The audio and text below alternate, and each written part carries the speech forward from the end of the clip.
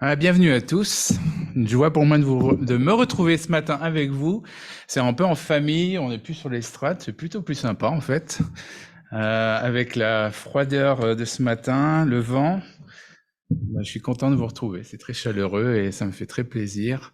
Et je crois que le Seigneur crée ces moments aussi de communion fraternelle où on aime se retrouver, on aime être ensemble. Vous aimez être ensemble? Vous êtes contents ce matin? Alors qu'on puisse passer ce bon moment ensemble autour de la parole de Dieu. La parole de Dieu, elle est vivante, elle touche nos cœurs et elle nous enseigne.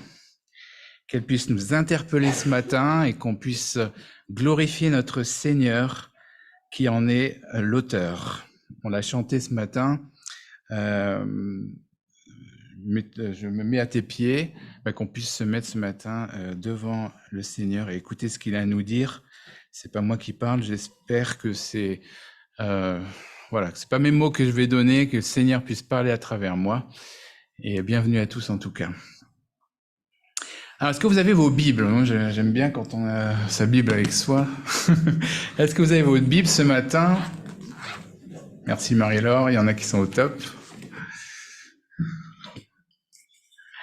Alors, on a pas mal bourlingué dans l'Apocalypse avec Pascal. On va commencer par un texte dans l'Apocalypse au chapitre 5. Vous pouvez déjà chercher Apocalypse au chapitre 5.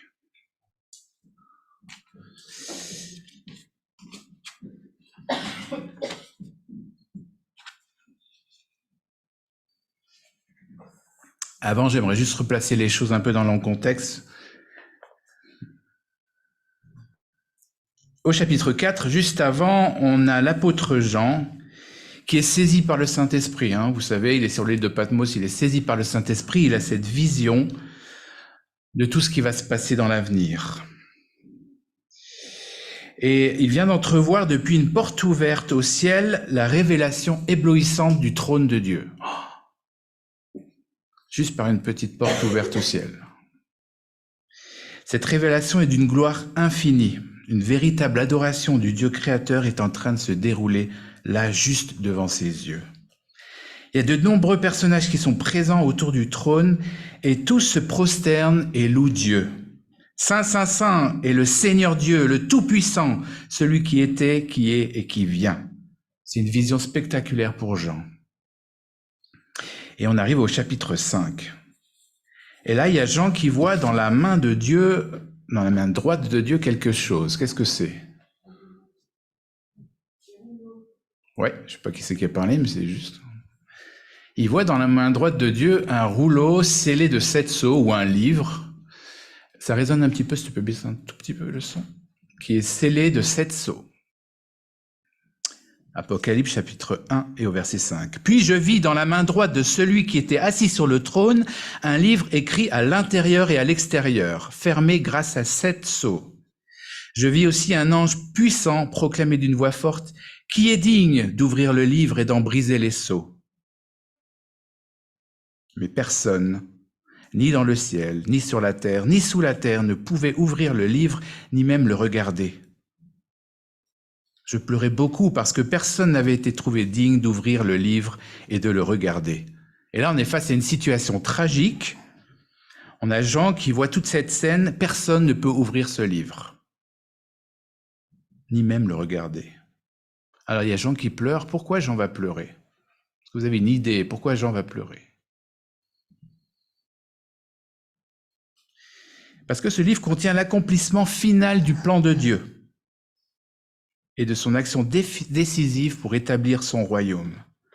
Le dénouement était enfin sur le point de se réaliser, mais il ne peut s'accomplir si personne ne peut ouvrir le livre. C'est comme si vous lisez un livre et vous n'avez pas l'épilogue.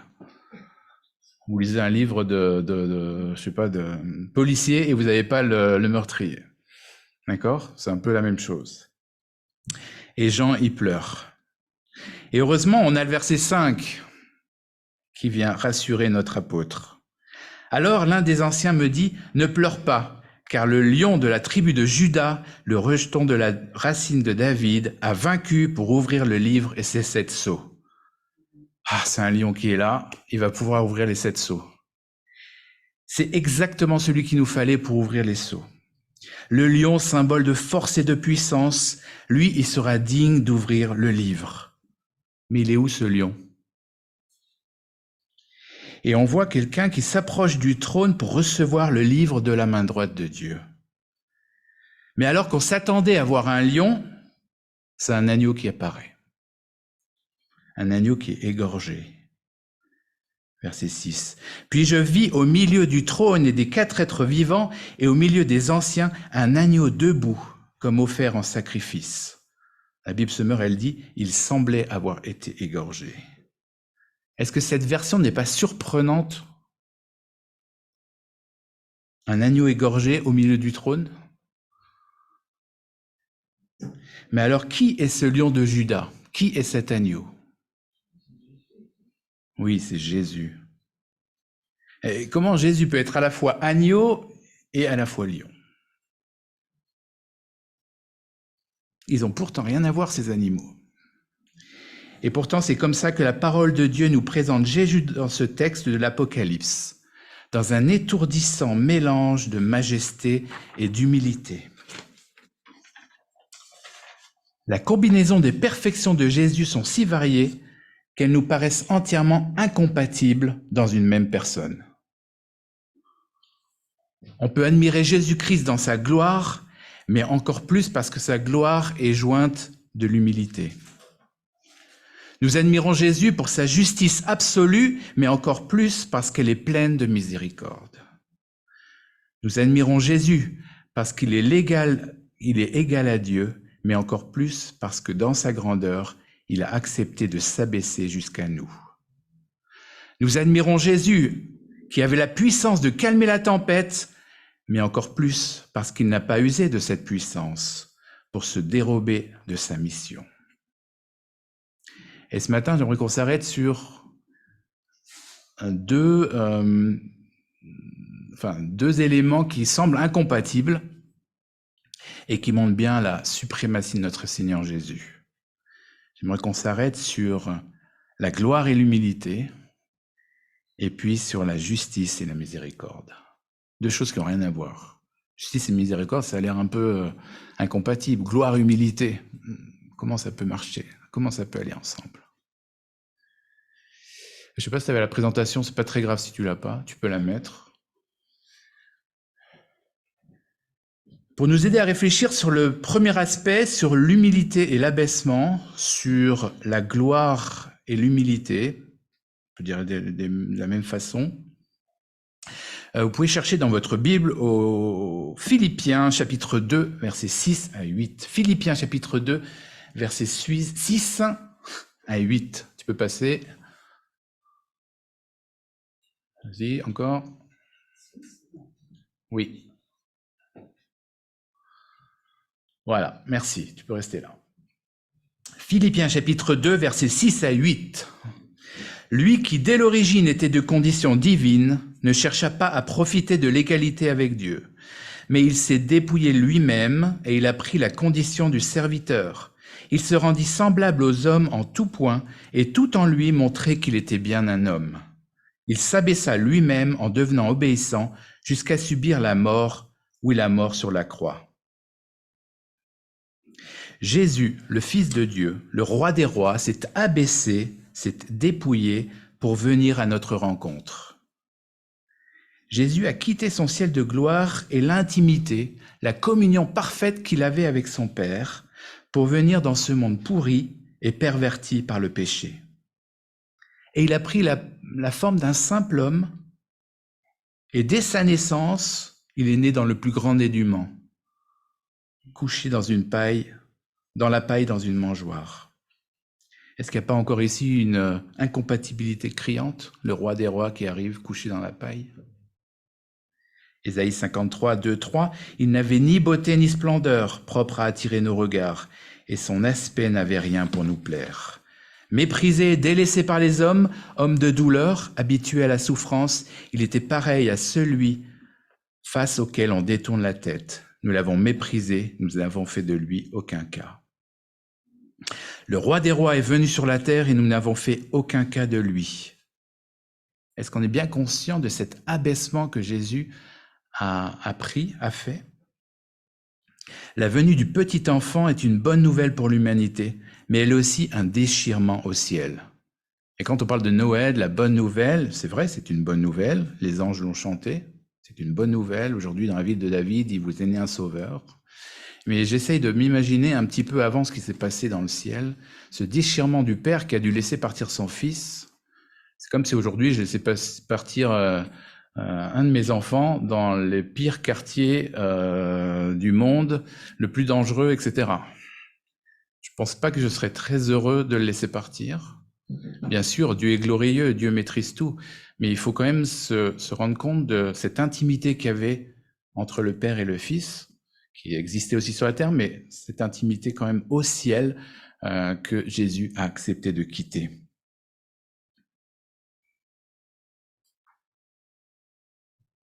Sur terre, Jésus a montré à tous les hommes combien il les aimait, les guérissant, les pardonnant de leurs péchés, les délivrant de forces occultes, leur donnant à manger.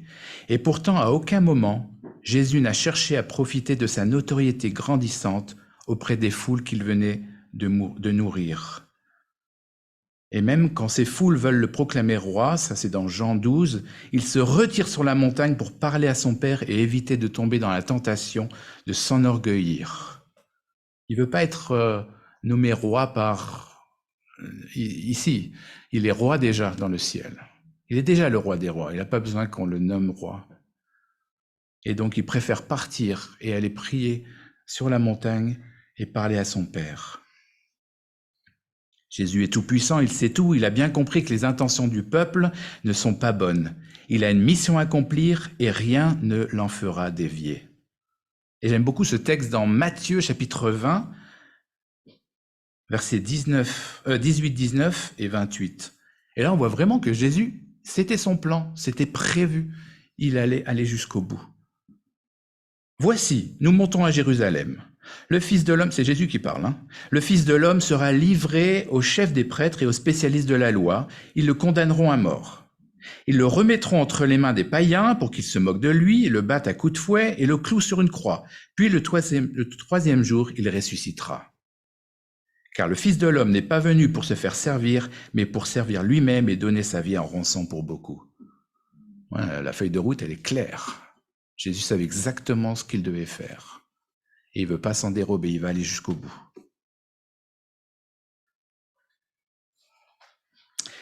Alors Jésus s'est laissé humilier par le peuple qu'il venait délivrer. En plus des humiliations et des oppositions, il a dû subir le rejet, les trahisons et même le reniement de ses disciples. Sur la croix, il a accepté de souffrir à notre place, demandant au Père de nous pardonner. Quel abaissement pour le Fils de Dieu. Quel abaissement pour le Fils de Dieu. Et on le voit bien dans ce... Je ne sais pas si tu peux éteindre là, ici, la lumière. Dans ces versets 6 à 8, là, on voit bien cet abaissement. Il n'a pas profité de son égalité avec Dieu. Il s'est dépouillé, devenu serviteur, se rend semblable aux hommes. Il s'est abaissé, obéissant jusqu'à la mort de la croix. On a l'impression qu'il y a quelque chose de descendant, qui va vraiment du ciel jusqu'à la terre. D'accord ? Et là, il y a un danger. Il y a un danger, c'est de croire que Jésus subit cet abaissement. Et Jésus ne subit pas cet abaissement. C'est avec une pleine conscience qu'il l'accepte. En réponse à notre haine, par amour pour nous, il accepte de son plein gré de se dépouiller lui-même. C'est marqué, il s'est dépouillé lui-même. Il n'y a pas marqué, on l'a dépouillé, il s'est dépouillé lui-même pour devenir serviteur, de s'abaisser lui-même. C'est clair. Alors, face à tant d'amour, je veux me mettre à genoux devant lui. À genoux, je prends conscience que c'est par amour pour moi que Jésus a accepté d'aller jusqu'au bout de sa mission. Pour nous qui sommes tous là ce matin, c'est notre péché qui a conduit Jésus à la croix. C'est Jésus, dans l'obéissance à son Père, qui a décidé de mourir pour nous sauver. Quel message, quel respect nous devons à notre Seigneur Jésus-Christ. Ésaïe 53, 4, 5. Pourtant, en vérité, c'est de nos maladies qu'il s'est chargé. Et ce sont nos souffrances qu'il a prises sur lui. Alors que nous pensions que Dieu l'avait puni, frappé et humilié, mais c'est pour nos péchés qu'il a été percé, c'est pour nos fautes qu'il a été brisé. Le châtiment qui nous donne la paix est retombé sur lui, et c'est par ses blessures que nous sommes guéris. Qu'est-ce qu'on peut faire d'autre que de prendre la Sainte Seine maintenant? Est-ce que vous êtes d'accord? Je pense qu'on peut faire une pause dans le message maintenant, prendre la Sainte Seine. Je vais demander à Apolline si tu veux bien revenir et qu'on puisse penser à cet abaissement de Jésus pour nous, cet abaissement accepté et qu'il a voulu lui-même, qu'il a accepté d'aller jusqu'au bout. Jésus, tu es glorieux. Seigneur, je te remercie parce que tu as été jusqu'au bout, parce que tu ne t'es pas dérobé de la mission qui t'était donnée. Merci parce que tu as pris sur toi mon péché, tu m'as délivré. Mais merci Seigneur aussi parce que tu es glorieux sur cette terre. Merci parce que tu es toujours le Fils de Dieu. Merci parce que tu n'as pas subi, mais tu t'es dépouillé toi-même. Merci Seigneur pour ta force et ta grandeur. Merci pour ce mélange de gloire et d'humilité que tu avais, d'abaissement et de gloire. Et Seigneur, c'est vers toi qu'on veut nous tourner maintenant pour prendre ce repas, pour nous souvenir de cet abaissement. Merci parce que tu as été jusqu'au bout, Seigneur. On veut te louer ce matin, tous ensemble. Gloire à toi. Amen. On va distribuer et pendant ce temps, Jésus reste le maître de toutes choses. Il est et reste glorieux. Il est et reste le Fils unique de Dieu, le Roi des rois, le Seigneur des seigneurs. Jésus n'était pas, comme on le montre souvent dans les films ou dans les médias, un lâche chétif, ballotté par une foule tantôt euphorique, tantôt hostile. Non, Jésus était Dieu dans toute son humanité. Il était, comme le dira Pierre, le Christ, le Fils du Dieu vivant, le Saint envoyé de Dieu. C'est lui qui était aux commandes de toutes choses. Et le fait qu'il ait délibérément choisi de s'abaisser est pour moi la plus évidente preuve de sa gloire au sein même de son dépouillement. Alors bien sûr, dans les évangiles, on voit des moments où la gloire de Dieu est vraiment visible.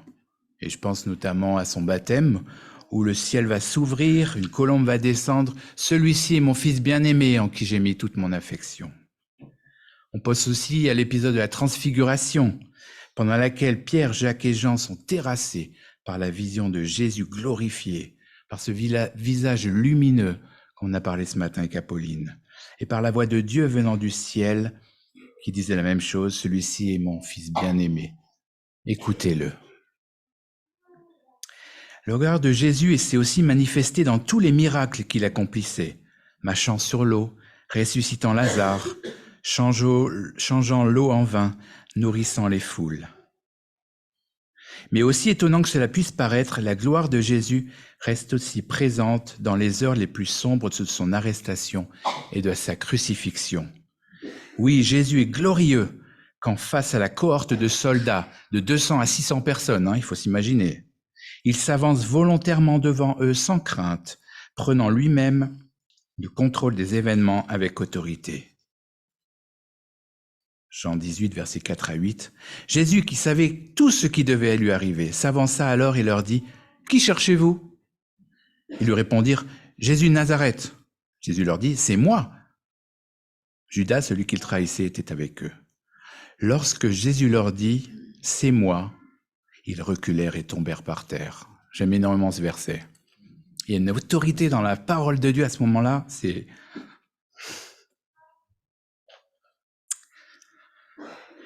Il leur demanda de nouveau, qui cherchez-vous? Ils dirent, Jésus de Nazareth. Jésus répondit, je vous ai dit que c'est moi. Si donc c'est moi que vous cherchez, laissez partir cela. Il gère tout, il est aux commandes. N'est-il pas glorieux notre Seigneur devant ces soldats qui tombent à terre au son de sa voix? Matthieu 26, 53. Penses-tu donc que je ne pourrais faire appel à mon Père? À l'instant même, il enverrait des dizaines de milliers d'anges à mon secours. Mais alors, comment les Écritures qui annoncent que tout doit se passer ainsi s'accompliraient-elles? Il parle à Pierre qui vient de couper l'oreille. N'est-il pas glorieux notre Seigneur Jésus qui se livre lui-même en sacrifice jusqu'à la mort pour accomplir le plan de salut prévu par son Père et annoncé par les Écritures? N'est-il pas glorieux notre Seigneur Jésus-Christ quand, avant de pencher la tête et de mourir à la croix, il lance ce cri libérateur, tout est accompli?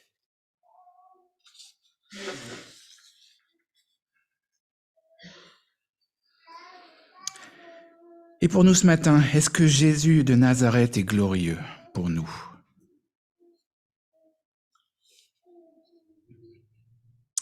Est-ce qu'on reconnaît en Jésus le Fils glorieux du Père, le Fils incarné, sauveur de l'humanité? Et les évangiles, c'est beau parce que ça montre cette puissance, cette gloire de Dieu, mais c'est aussi tragique parce qu'on voit des hommes et des femmes qui voient ces choses et qui ne croient pas. Il y en a qui ont reconnu que Jésus était le Messie. Ces gens qui ont été guéris et qui se mettent à suivre Jésus. Oui, tu es le Messie. Je crois en toi. Je veux te suivre. Il y en a qui le prennent pour un imposteur. Il vient de ressusciter Lazare. Je ne sais pas si vous vous rendez compte. Il y a la tombe. Elle est ouverte. Lazare qui sort. Regardez le texte. Dans Jean, je crois que c'est 11 ou 12, ou je ne sais plus. Regardez le texte. Il y en a qui croient et il y en a qui vont aller tout raconter au chef de la synagogue pour dire « Ah ouais, il a ressuscité quelqu'un, etc. » Le jour du sabbat. Il y en a qui l'ont pris pour un imposteur, un mangeur et un buveur, même pour certains le prince des démons.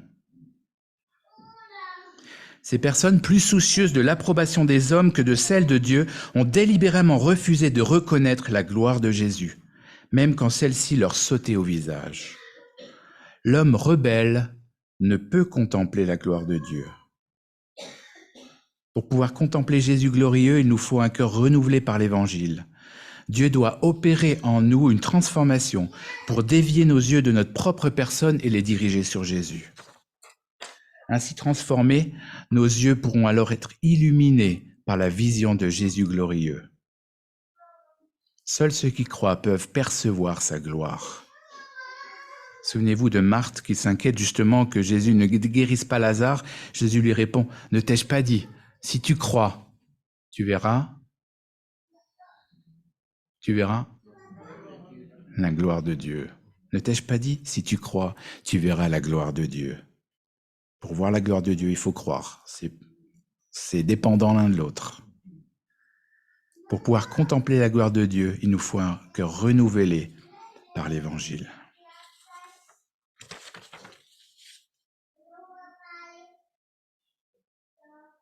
Deuxième point que j'aimerais qu'on voit ensemble, qui sera plus court, c'est la justice et la miséricorde de Dieu.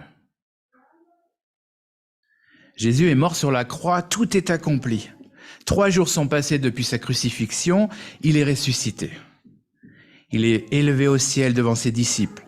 Il retourne auprès du Père pour siéger sur le trône avec lui. C'est là qu'on a retrouvé l'agneau, il est sorti du trône. Celui qui a été rejeté des hommes est maintenant élevé par le Père à la plus haute place dans le ciel. Philippiens 2, on va lire la suite de ce qu'on a lu tout à l'heure. C'est pourquoi Dieu l'a élevé à la plus haute place et lui a donné le nom qui est au-dessus de tout nom.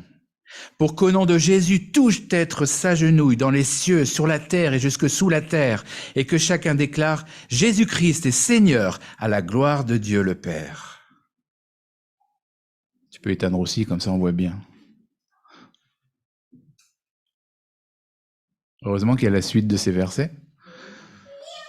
Jésus-Christ est Seigneur à la gloire de Dieu le Père. Et ça, c'est qui le dit? Ce sera tous les hommes qui s'agenouilleront devant lui. Dieu, il n'a pas besoin de le dire parce qu'il le sait déjà et il le vit déjà. Ce sera tous les gens qui l'ont renié qui diront ça. Et je pense à ce moment où tous les gens seront là devant lui et crieront ça.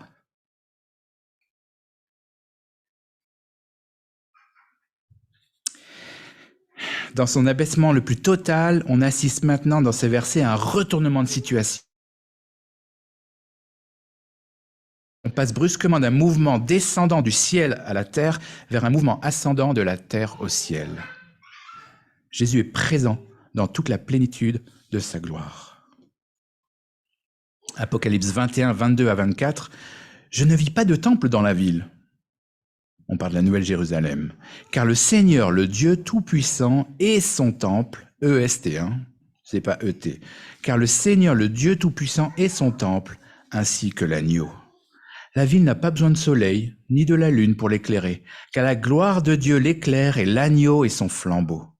Les nations marcheront à sa lumière et les rois de la terre y apporteront leur gloire.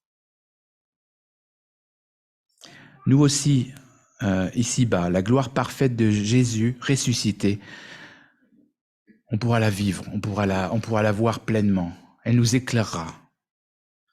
Mais aujourd'hui, elle est encore partiellement voilée et partiellement cachée. Pourquoi? Parce qu'on est ici-bas. Ce n'est qu'en sa présence que nous pourrons la contempler vraiment dans toute sa splendeur. Et ce qui est encore plus merveilleux, c'est que Jésus, par le Saint-Esprit, veut nous rendre participants de sa gloire en nous transformant chaque jour toujours plus à son image. Il veut nous rendre participants de sa gloire.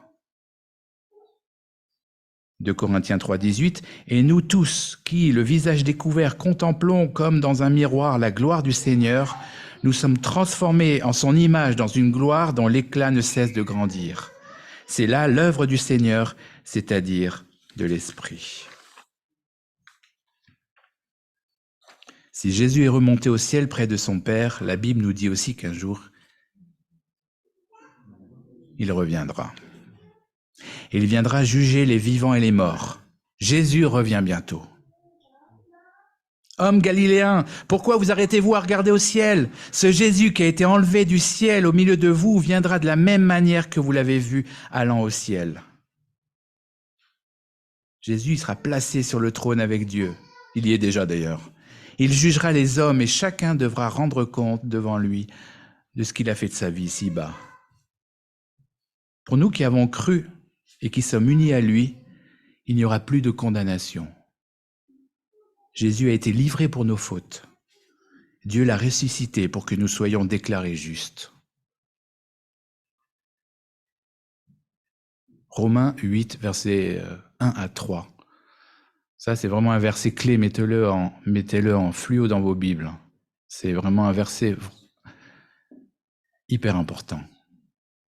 Maintenant donc, il n'y a plus de condamnation pour ceux qui sont unis à Jésus-Christ, car la loi d'un esprit qui nous donne la vie avec l'union à Jésus-Christ t'a libéré de la loi du péché et de la mort. Car ce que la loi était incapable de faire parce que l'état de l'homme la rendait impuissante, Dieu l'a fait. Il a envoyé son propre Fils avec une nature semblable à celle des hommes pécheurs, et pour régler le problème du péché, il a exécuté sur cet homme la sanction qu'encourt le péché. La sentence, Jésus l'a prise. La condamnation, Jésus l'a prise. Mais si on ne l'accepte pas,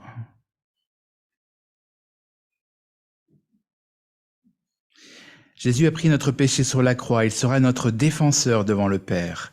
Et uniquement à cause de son sang versé pour nous, nous pourrons être acceptés dans la présence de Dieu pour l'éternité.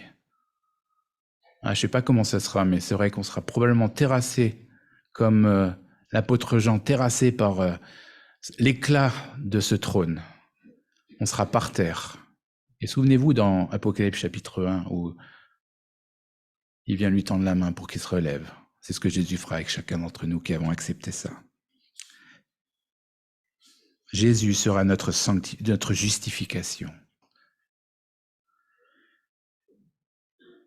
Pour ceux qui l'ont rejeté, ce sera un jour terrible. Tous devront plier le genou devant lui. Tous crieront « Jésus-Christ est Seigneur à la gloire de Dieu le Père ».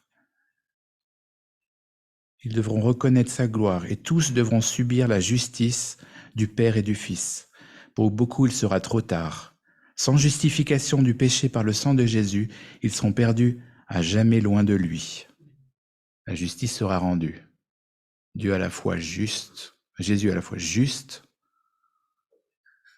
mais il est aussi miséricordieux. Et comment elle se voit, la miséricorde de Dieu? Est-ce que vous avez une idée? Comment elle va se voir, cette miséricorde de Dieu aujourd'hui? Oui, Celle-là, c'est déjà fait, mais la miséricorde actuelle de Dieu, c'est quoi? C'est que la grâce, c'est la patience.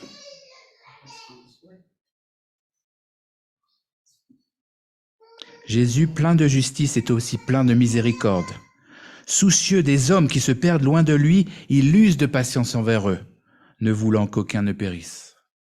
Son désir le plus absolu est de voir le plus de personnes possible venir à lui. Et cette justice, elle coûte à Jésus. Parce qu'il en a marre du péché, il a une horreur du péché, et il voit ça au quotidien comme nous quand on ouvre la radio, on ouvre la télé. Il aimerait en finir avec ça. Et je le vois, je m'imagine qu'il se retient pour que le maximum de personnes puissent venir à lui. Si c'est dur pour nous de voir ça, c'est encore plus dur pour lui.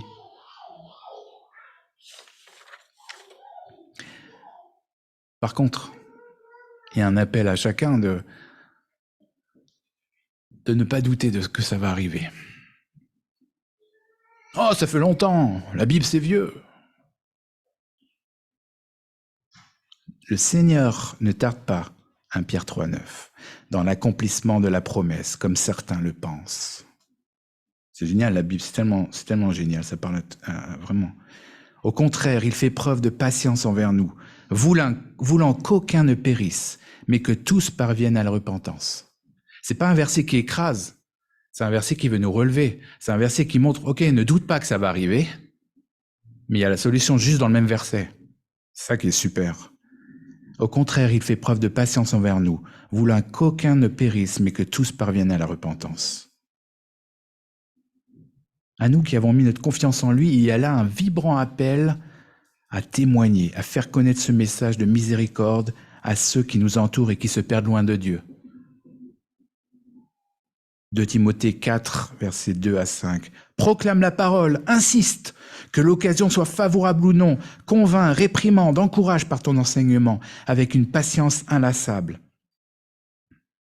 Et là, ce verset, c'est exactement ce qu'on est en train de lire, verset 3, ce qu'on est en train de vivre actuellement. Car le temps viendra où les hommes ne voudront plus rien savoir de l'enseignement authentique.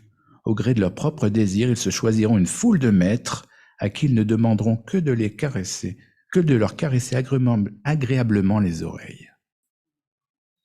Ça, c'est un message trop compliqué pour moi, j'ai pas envie d'écouter ça, c'est trop dur.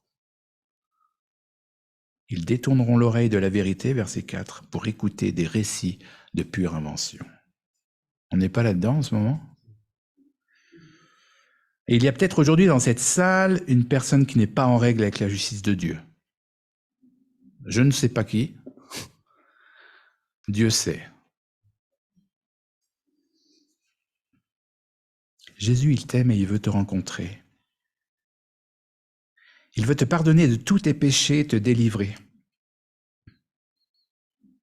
Oui, Jésus est plein de justice. Il ne peut pas voir le péché. Mais il est miséricordieux. Et il veut te donner son pardon. Et le pardon qu'il a donné à la croix, il est suffisant pour toi aussi. Quoi que tu aies pu faire, le pardon est suffisant. Jésus est mort pour tout.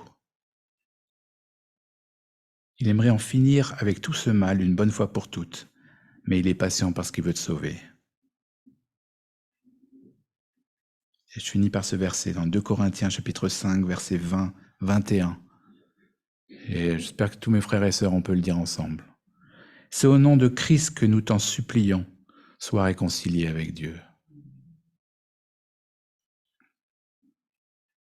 21. Celui qui était innocent de tout péché, Dieu l'a condamné comme un pécheur à notre place, pour que dans l'union avec le Christ, nous soyons justes aux yeux de Dieu. Que le Seigneur nous garde dans cette vision de Jésus glorieux, qu'on puisse vraiment se souvenir chaque matin, Jésus est glorieux.